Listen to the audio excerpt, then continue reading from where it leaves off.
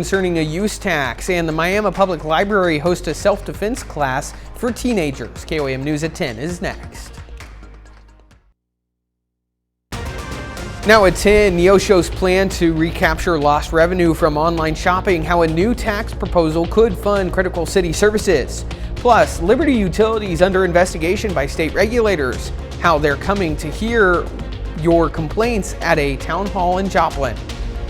And a self-defense class breaks out right in the Miami Public Library.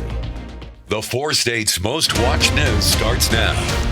The Neosho City Council met today. One topic of discussion, passing an emergency local use tax. This is KOAM News at 10. I'm Anthony Saviello. City officials argue online shopping has led to out-of-state shopping, and that has led to a loss of revenue for the city by impacting local sales. A motion at tonight's meeting proposed an increase to the use tax to help regenerate some of the lost revenue. That money would be used to fund public safety features like paying for law enforcement, fire department, and road maintenance. Taxes are never a fun thing. It's not like I take pleasure, the council takes pleasure in saying to the voters, let's raise your taxes. But it's important to note that if you were to buy these goods and services inside the city of Neosho, you would be paying the tax. We're simply trying to level the playing field, so no matter where you purchase the goods, the city of Neosho gets a small 3% fee to support the services that we provide to every citizen in the city of Neosho and will for the foreseeable future. While the issue of passage of the use tax will come up in the August election, tonight's motion passed 5 votes for and 0 votes against. The Missouri Public Service Commission plans to hold its next town hall for Liberty Utilities customers. The commission organized the town halls to hear from Liberty customers who are experiencing issues with the utility provider's customer service and/or billing practices. The decision to hold town halls comes after the Missouri Public Service Commission voted 5-0 to launch an investigation into those issues. The next town hall meeting will be held June 12th at 6 p.m. at the Missouri Southern Criminal Justice Auditorium. Let's go ahead and check in with Chief Meteorologist Doug Heddy on our rainy evening. Yeah, we've been having scattered showers and thunderstorms across the region. Most of these now, we're looking shortly after 10 p.m. are mainly on the Missouri side, but these are going to really flare up once again as we go through the next couple hours. But some stronger storms in our far eastern counties getting over a little bit closer toward Springfield. So a little drier right now. We have a few more showers starting to pop up. A couple little guys near Neosho and then heading over towards Springfield and Branson. But that all changes. Here's about midnight. Look at the scattered storm starting to get going again, and then actually increase as we go through the night. Here's 3 o'clock in the morning. A few of these stronger, low-grade severe. Main threat would be gusty winds and some large hail, and then it continues to increase as we get into the morning hours. So we're going to break down the whole holiday weekend forecast for you here in just a bit. All right, Doug, see you soon. One person is shot after a road rage incident on Highway 59 in Neosho. Neosho police say 2 vehicles were involved in the road rage incident around 6:30 yesterday evening near Quince Road. That's where the highway narrows to 1 lane. Officers say the suspect tried to pass a pickup truck but was blocked. He then hit the truck, forcing it off the road. As he drove by the truck, he fired a shot, hitting the other driver in the arm. Police say the suspect drove away and the victim turned around and went to the hospital. Prosecutors have formally charged this man, Anthony Keller of Goodman, Missouri, with several charges, including assault and unlawful use of a weapon. According to the probable cause court document, Keller admitted to firing a gunshot at the victim. Well, authorities investigate the circumstances surrounding an attempted murder-suicide in southeast Missouri. Shortly after noon yesterday, a deputy responded to a domestic disturbance call. When the deputy arrived at the door, gunfire could be heard from inside the home. The sheriff says the woman of the house crawled to the door wounded, where deputies helped her. Authorities entered the home where the husband had suffered a fatal self-inflicted gunshot wound. Responders life-flighted the wife to a trauma center with a gunshot wound to her abdomen. This is, of course, a developing story. You can find more details on our website, KOAMnewsnow.com, as they become available. This morning, VFW Post 5293 in Joplin held its VFW Day of Service, where area veterans are able to collaborate with and contribute to their communities.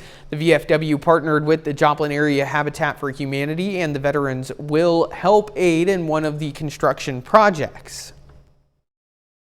Being in the military, it's all about service anyway. And so when you leave military service, a lot of times you're trying to find that new mission, that new sense of purpose. And so we join organizations like the VFW to find that purpose and mission and camaraderie. Today's event is held in conjunction with the VFW's month-long focus devoted to service projects around the country. Well, Memorial Day honors the men and women who gave their lives for our country. Several events throughout the weekend will give folks the chance to do just that.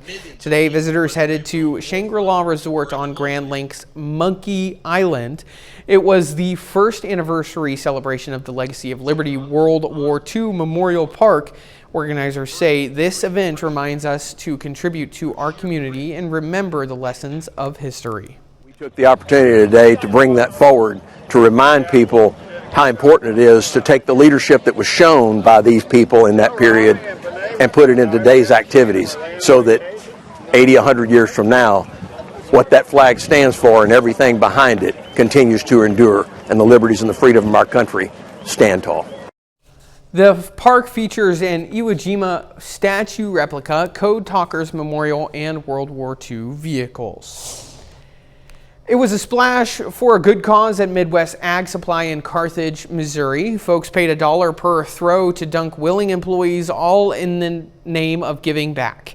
Every single dollar raised went toward purchasing bird seed for local senior facilities so residents can enjoy watching birds throughout the summer and into the winter months. It feels really good to have people come in and donate for a great cause. It lets us know there's community involvement in it, and they know it's going toward a good cause for people in their community. And I just want to keep doing things like this in Carthage to benefit people that live in our community and give back to them. The fundraiser combined fun with purpose, bringing the community together for a little laughter and a lot of heart. Well, the Miami Public Library Youth Department recently wrapped up a teen self-defense class, part of a health literacy program sponsored by IMLS and ODL. Instructor Rick Pulley led the free sessions for teens ages 12 to 2, teaching valuable skills to boost confidence and safety. The class ran on Thursday from May through August with all gear provided by the library. Confidence, the fact that anybody can do it, helps me, because we all have something. We all can use our body for self-defense, and some of them don't know this. Spots were limited and filled quickly as teens took advantage of this hands-on experience.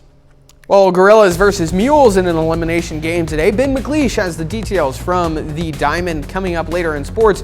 But up first, a small Kansas town looks to rebuild after a devastating tornado. Memorial Day sale. In Kansas, the search continues for a missing woman in Cowley County. An alert went out last week when 81-year-old Jerry McConnell was reported missing from her home in Overland Park. Earlier this week, authorities found her car, but not her. On Thursday, around 24 volunteers searched a rural area across 15,000 acres known as Ferguson Ranch, where the car was discovered. It's extremely difficult, mainly because of the terrain. The ranchers that found the vehicle, actually the first day, they had 5 or 6 individuals on horseback, which is probably one of the better ways to search. You know, we're getting older ourselves, so we thought it would be a good idea to participate and try to do some good. The sheriff's office is now calling this a recovery mission. Well, this is the video from the aftermath of a tornado that pummeled the small town of Grinnell, Kansas. Despite the destruction and despite the fact that the sirens on the south side of town never went off, the community survived and has vowed to pick up the pieces. As Abby Ray reports, citizens and Kansas politicians say they are in it for the long haul. Entire neighborhoods have been wiped from the map after an estimated EF3 tornado touched down in Grinnell Sunday evening. I hope that everybody comes back and rebuilds and Grinnell doesn't become a ghost town. 14-year-old Taryn Dickman is the mayor of Grinnell's daughter, and she's passionate about the town. It's just a lot. We've had to move out of our house. It's going to be under construction for a long time.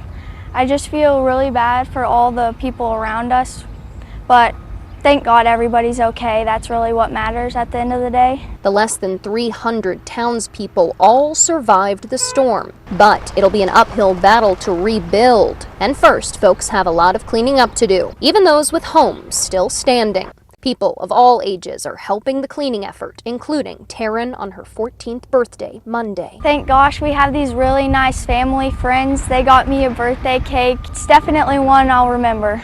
It is extensive damage, but you know, what I do know is that Kansans are resilient and that somehow or other, you know, we all come together. The Kansas Insurance Commissioner joined nonprofits and businesses at a resource fair for Grinnell residents, offering to help fill out insurance paperwork and connecting citizens with additional resources like the food bank. Another public official that made an appearance to show support, Kansas Governor Laura Kelly. We need to come in and do what we can to help them rebuild and then to thrive and grow. And Kelly's message for the citizens of Grinnell: I am so glad that all of them are alive and well and that they can count on us to be here for the long haul. Well, 15 to 20 homes were unfortunately destroyed in the tornado. A little later, Parsons rolls out its annual Katy Days festival. Oh, I guess we're talking about thunderstorms as well. We're going to do that coming up next. Wood & Peterson, we're prepared to help injured clients and...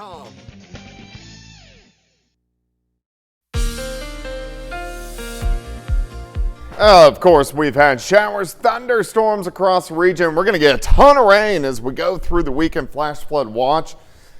In effect, due to anywhere from 2 inches in our northern counties, upwards of 7 or 8 in our southern counties. Of course, everybody likes to get out Memorial Weekend.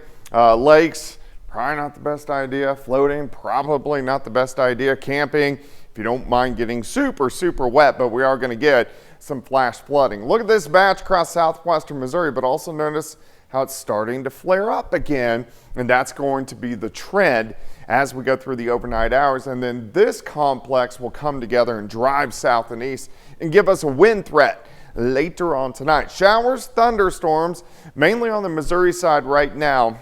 Most of us are dry, but you can see those hit and miss storms: Lockwood, Greenfield, over toward Mount Vernon, Monette, Aurora, Pierce City, eastern parts of Newton County, and then down into northern parts of Benton County. Now, we do have a level 2 threat for severe weather tonight in the yellow, and this is mainly for hail and wind. Not much of a tornado threat at all weekend long.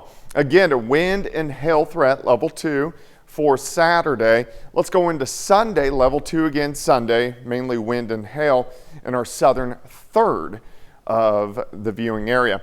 Rain chances a little bit lower over the next few hours and then spike up there late tonight into tomorrow morning, and then we'll trail off through the morning into the early afternoon. Let's go hour by hour here. All right, here's about midnight. Thunderstorms flaring up. Again, we can't rule out a couple random strong, a couple low-grade severe with hail and wind. Showers and thunderstorms continue to increase. Here's about 2, 3, 4 o'clock in the morning. Pretty widespread across the region. Here comes that big batch that could be a pretty good wind threat, maybe 60, 70 mile per hour winds dipping into northeastern Oklahoma, extreme southwestern Missouri between 5 and 7 a.m. And then we clear out, mostly cloudy throughout the day. Here's 4:30 p.m. But watch what happens as we go through the evening into the overnight hours. Thunderstorms start to flare up again. Increase showers, thunderstorms, some of these strong, again, low grade, severe, main threat, gusty winds and large hail driving through into Sunday morning. And then here we go again, more scattered showers and thunderstorms starting to pop up late Sunday. A little more concentration to our south, but some of these are going to lift right back in as we go into Sunday night. How much rain could we get? Well, on the low end, I think about 2 inches, northern counties. but the southern half of the region's most likely going to be in that 4 to 7 inch range. That's why we're going to have the flash flooding. Temperatures sticking into the 70s as we go through the weekend. A nice shot of our Indigo Sky Casino and Resort. Looks pretty good outside for us right now before the rain upticks again. Temperatures into low to mid 60s. And sorry, couldn't do better for you on Memorial Weekend. Temperatures kind of cool. Memorial Day, only 68 degrees. Thunderstorm chances back in next Wednesday, Thursday, and Friday. I tried to change the forecast. Sure. Mother Nature said I need 30 years experience. I only have 27. So yeah. Couldn't do it. Just not 3 years short. Yeah. But hopefully 3 years from now it'll look different. We'll see how it goes. Thanks, Doug.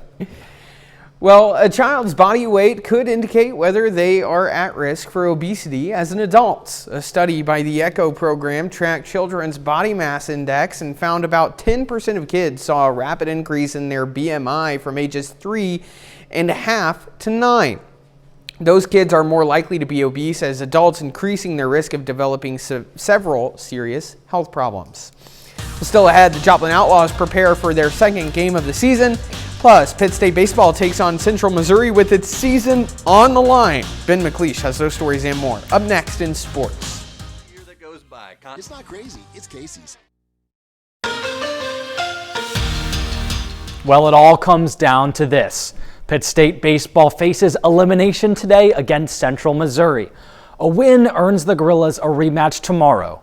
A loss ends their season. Game 2 of the NCAA Super Regional between UCM and Pitt State.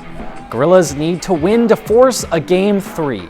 Colby Dugan gets the start on the mound for PSU, and in the early going, he's solid. The KU transfer racks up 3 strikeouts through the first 3 innings.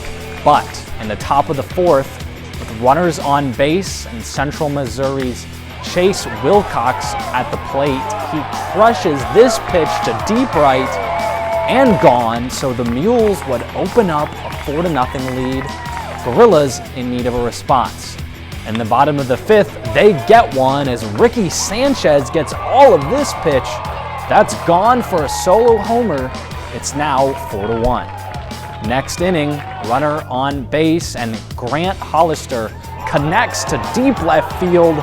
That is just over the leaping attempt from Jake Skaggs and gone for another home run. Mules now up 6-1, and PSU is in deep trouble. But in the bottom of the 6th, Alex Rogers comes through with an RBI single to right center. That brings the Gorillas a little closer. It's now 6-2, but every time Pitt State seemed to get some momentum, the Mules shut it down. And this line drive double play in the bottom of the 8th sums up the day for the Gorillas. The Mules stretch the lead to 10 runs as we enter the bottom of the 9th, and this pop fly to center field seals the deal. The Gorillas fall to the Mules 12-2 as UCM advances to the College World Series, and Pitt State's historic season comes to an end in the NCAA Super Regionals. And late last night, after most of us were asleep, Crowder softball's incredible season came to an end as well in Yuma, Arizona. The Rough Riders fall to the Rhinos 8-6 in their 7th game of the national tournament. Crowder was one of 6 teams remaining. They end the year with a 54-11 overall record. What an incredible season for the Rough Riders. Yesterday, the Joplin Outlaws began their season with a shutout win. Today, they look to remain undefeated. The Outlaws take on the Marshals in the 2nd game of the season. Top of the 1st, there's a runner on second, and Cole Barton grounds it to Cy Darnell at short, but Darnell can't get the out at first, and the runner on second is trying to come all the way home, and he's safe. What a heads-up play by Fort Smith to take the lead. Bottom of the inning, Sam Slagle lines one into center, but Michael Speck makes the diving catch for out number 1. But with 2 outs, Maverick Williamson draws a walk. Then, after a wild pitch, he gets into second just in time to put himself into scoring position. At the plate, Finn Kayala. He hits a chopper to short, and now it's the Marshals who can't make the play, and Williamson comes home to score easily, so both teams Score on a defensive miscue. It's 1-1 after one. And after the first, this one goes into a rain delay for over an hour. But as we stand, the Outlaws trail 2-1 in the fourth. And in the major leagues, the Royals look to gain traction in a tightly contested AL Central with a matchup against the Twins. But in the bottom of the ninth, Ty France hits a 2-run walk-off shot for Minnesota to take down Kansas City in the series opener. Meanwhile, the Cardinals continued their home stretch with a 3-game series against the Diamondbacks. And in Game 1, the Cardinals narrowly escaped the D-backs 4-3. And the Redbirds will be looking for the clinching the series tomorrow. St. Louis Cardinals, they're still hot. Yeah, as our college seasons come to an end, MLB is still in full swing. We've got plenty of season left for the Royals and Cardinals. All right, looking forward to it. We'll be right back.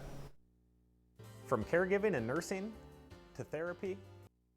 Well, the city of Parsons, Kansas kicks off its annual Katy Days festival. The festival features everything from horseshoe and cornhole tournaments to sand volleyball, a tractor show, photo contest, bingo, food trucks, live music, and a lot more.